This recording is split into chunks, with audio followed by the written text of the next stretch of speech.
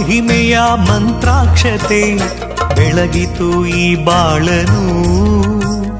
ಮಂತ್ರಾಲಯ ಶ್ರೀ ಗುರುರಾಯರ ಈ ಪುಣ್ಯ ಕ್ಷೇತ್ರದಿ ಗುರುವಿನ ಮಹಿಮೆಯ ಮಂತ್ರಾಕ್ಷತೆ ಬೆಳಗಿತು ಈ ಬಾಳನು.